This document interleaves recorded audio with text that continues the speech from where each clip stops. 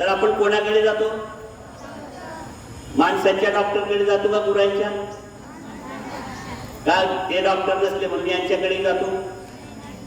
कारण त्या व्यक्तीला ते ज्ञान आहे, त्या विषयाचं शरीरशास्त्राचं ज्ञान त्यांनी प्राप्त केलं आहे, म्हणून आपण डॉक्टरांकडे जातो. तुम्हाला एखादं गणित आलं नसेल, अवघड वाटत असेल, सोडवता येत नसेल, तर तुम्ही कोणाकडे जाणार मदतीसाठी? गणिताच्या शिक्षकांकडे जाणार की नाही? त्यांच्याकडे ते ज्ञान आहे. आणि म्हणून आपल्या दैनंदिन जीवनामध्ये ज्या ज्या समस्या आपल्याला निर्माण होतात, त्या समस्या सोडवण्यासाठी सुद्धा आपण काय करतो? ज्ञानी लोकांकडे जाऊन त्या आपल्या समस्या सोडवत असतो. अशा समस्या प्रत्येकाला त्या ठिकाणी येतात. एक मनुष्य आपल्या 4 व्हीलरने प्रवास करत असताना त्याची गाडी बंद पडते रस्त्यामध्ये अचानक. आता बऱ्याचशा गाडी चालवणाऱ्यांना ते सर्व येतच असं नाही.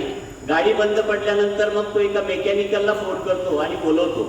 मेकॅनिकल त्या ठिकाणी येतो, गाडीचं पुढचं ते बोनेट उघडतो आणि पाहतो थोडंसं 5 मिनिटात, आणि त्याच्याजवळ एक छोटा हातोडा असतो आणि त्याने तो एक ठोका त्या कुठल्या तरी एका यंत्रावर किंवा मशिनरीवर त्या ठिकाणी मारतो आणि त्या ड्रायव्हरला सांगतो, चालकाला, की आता गाडी स्टार्ट कर. गाडी ताबडतोब स्टार्ट होते. आणि मग तो चालक विचारतो की तुमची मजुरी काय झाली, फी काय झाली? मग त्यावेळेस तो मेकॅनिक सांगतो की माझी मजुरी 100 रुपये झाली. त्यावेळेस तो चालक म्हणतो 100 रुपये 5 मिनिटात 100 रुपये कसं काय? खूप जास्त होतात. एकच ठोका मारला तुम्ही आणि गाडी सुरू झाली. मग तेव्हा तो मेकॅनिक सांगतो, ठोका मारण्याचं फक्त 1 रुपये आहे, परंतु 99 रुपये कशाचे आहे? तर तो ठोका कोठे मारायचा याचे 99 रुपये आहेत. म्हणूनच ज्ञानाला ही किंमत असते. म्हणून आपण ज्ञान मिळवलं पाहिजे. आणि ज्ञानी व्हायचं असेल तर आपण अभ्यास केला पाहिजे. आणि अभ्यास कसा करावा हेच आपल्याला समजत नाही. वर्षानुवर्ष जातात आपल्या शाळेमध्ये, 1लीत येतो, 2रीत येतो, 5वीत येतो. शिक्षक सांगून सांगून कंटाळतात. घरी गेला की आई वडील सांगतात अभ्यास कर, शाळेत आला की सांगतात अभ्यास कर. तो अभ्यास शब्द आपल्यासाठी नकोसा होतो. मग अभ्यास कसा करावा हेच बऱ्याच बहुतेकांना उमजत नाही, समजत नाही. फक्त वाचन करणे म्हणजे अभ्यास समजतो आपण, फक्त लेखन करणे म्हणजे अभ्यास समजतो, होमवर्क लिहून काढला म्हणजे अभ्यास समजतो. घरी सुद्धा हीच परिस्थिती, होमवर्क लिहित बसला म्हणजे खूप अभ्यास करतोय असं नाही. तर अभ्यास करण्याच्या काही पद्धती आहेत. म्हणजे फार अनेक पद्धती असतील, पण मला ज्या सुचलेल्या आहेत तेवढ्या मी सांगणार आहे. आणि वर्गामध्ये मी त्या बऱ्याच वेळा सांगितलेल्या पण आहेत. त्या पद्धतींचा जर आपण अवलंब केला तर आपल्याला अभ्यास करणं सोयीचं जातं, सोपं जातं. त्यात पहिली जी पद्धत आहे 3R फॉर्म्युला. 3R फॉर्म्युला म्हणजे काय? Read, remember and reproduce. याचा अर्थ काय? रीड म्हणजे पुन्हा पुन्हा वाचा, पुन्हा पुन्हा वाचन करा.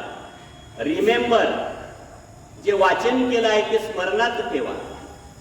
आणि रिप्रोड्यूस याचा अर्थ असा आहे, जे स्मरणात आहे ते कागदावर लिहिण्याची सवय करा. ही एक अभ्यासाची चांगली पद्धती आहे. याचं उदाहरण जर आपण घेतलं, घरी गेल्यानंतर एखादा अवघड प्रमेय असेल 10वीचं, प्रमेय वगैरे मुलं पाठ करतात. पुस्तकात पाहून पाहून ते प्रमेय पाठ करा, लिहून काढा, पाहून पाहून लिहून काढा. 2-3 वेळा नंतर पुस्तक बंद करा, वही बंद करा आणि त्यातल्या पायऱ्या स्मरण करा. आणि जेवढ्या स्मरण होतील ते आपण कागदावर लिहा. हा झाला 3R फॉर्म्युला. या फॉर्म्युल्याचा आपण त्या ठिकाणी उपयोग केला तर निश्चितच आपल्यामध्ये हळूहळू सुधारणा होईल. एकदम सुधारणा होणार नाही, परंतु त्यासाठी प्रयत्न आपल्याला करावा लागेल. इतर विषयांचा जर विचार केला आपण, मराठी, हिंदी, इंग्रजी, सायन्स, समाजशास्त्र, या विषयाचा अभ्यास करताना पॅरेग्राफ परिच्छेदनुसार आपण अभ्यास केला पाहिजे. मराठीचा परिच्छेद असेल, इंग्रजीचा असेल, तर त्याच्यातला सारांश आपल्याला काढता आला पाहिजे. एखादा पाठ शिकल्यानंतर त्या पाठामध्ये काय सांगितलेलं आहे नेमकं हे आपल्याला समजलं पाहिजे.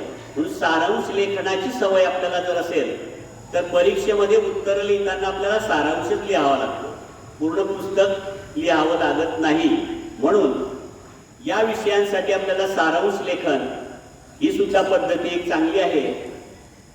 3री पद्धत अशी आहे की शाळेत आज एखादा घटक पूर्ण झाल्यानंतर सर तास संपल्यानंतर तुम्हाला सहज सांगतात की उद्या आपल्याला अमुक अमुक घटक शिकायचा आहे.